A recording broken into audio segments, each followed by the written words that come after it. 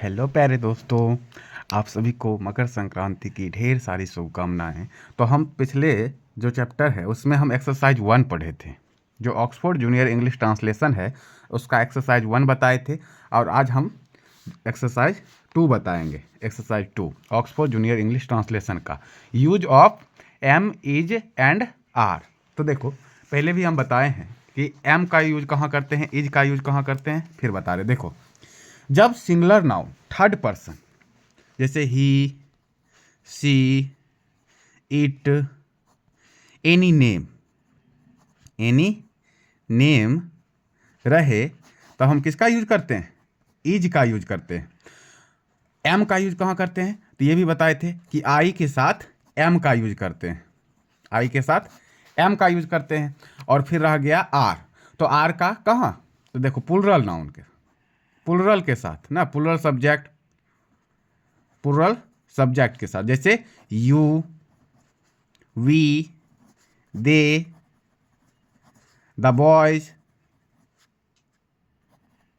The girl, ये सभी। तो यानी प्लुरल का जब बोध कराए तो हम किसका यूज करेंगे? आर का यूज करते हैं।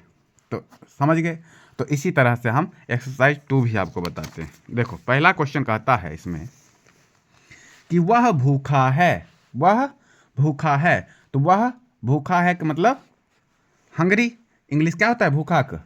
हंगरी। तो इसमें सबसे ज़्यादा इंपॉर्टेंट क्या है कि आप वर्ड मीनिंग, जितना आप वर्ड मीनिंग स्ट्रॉन्ग कीजिएगा ना, वर्ड मीनिंग याद कीजिएगा, उतना ज़्यादा ये बन जाएगा अच्छा से। तो देखो, वह भूखा है तो he is he is he is he is Hungary. HUNGRY। He is Hungary, वह भूखा है। दूसरा है वे लोग व्यस्त है। तो वे लोग क्या होता है? दे, THEY, दे। अब दे क्या है? प्लुरल है। दे प्लुरल है तो दे आर व्यस्त। व्यस्त का क्या होता है? BG, BUSY, they are BG। Sita लंबी है तो सीता अब लंबी है। सीता क्या है? सिंगुलर है, एक का बोध करा है। सीता इज।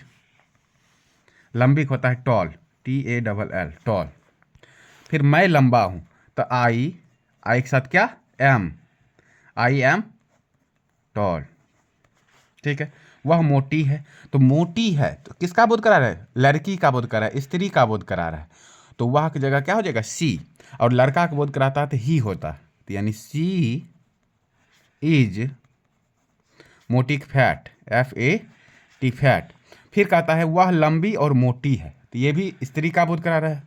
तो यानी सी इज टॉल, लंबी टॉल, एंड मोटिक फैट, FAT, फैट।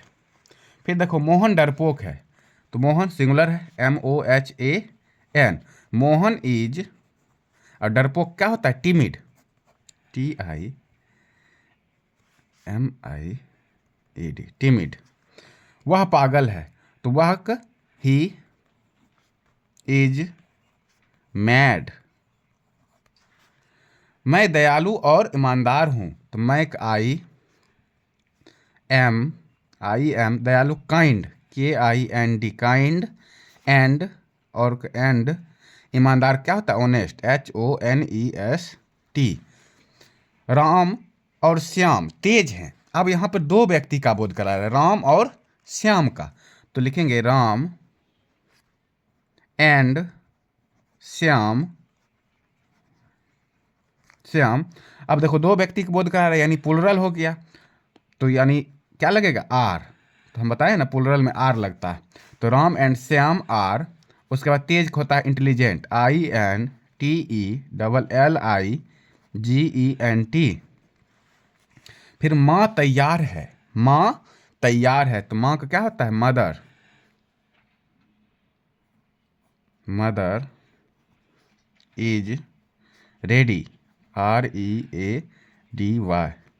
पिताजी व्यस्त हैं तो फादर इज बिजी।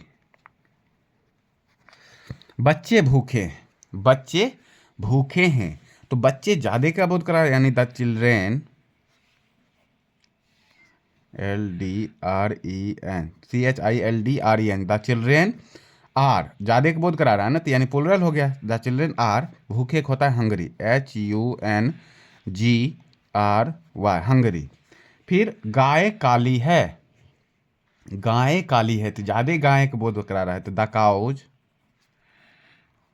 काउज, तो यानी प्लूरल है तो आर लगेगा, द काउज आर ब्लैक। घोड़े अच्छे हैं, तो घोड़े, ये नहीं कह रहा है घोड़ा, घोड़े कह रहा है, तो द हॉर्सेज, HORSES,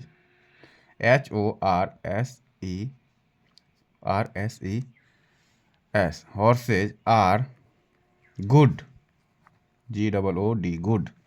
फिर वे लोग युवा हैं, तो वे लोग क्या होता है, दे, THEY, दे आर, युवा के यंग, YOUNG, यंग। फिर कहता है तुम लोग बुरे हो, तुम लोग क्या हो जाएगा, यू के साथ आर, अब बुरे एक होता है बैड, यू आर बैड। फिर है यह मीठा है, तो यह क्या है, यह मीठा है, तो यह क्या हो जाएगा, it is sweet, SWEET, sweet, it is sweet. अब इट का प्रयोग क्यों किए, बताओ, इट का प्रयोग क्यों किए, क्योंकि यह निर्जीव का बोध करा रहा है, निर्जीव का बोध करा रहा है ना, इसलिए इट का प्रयोग करते हैं।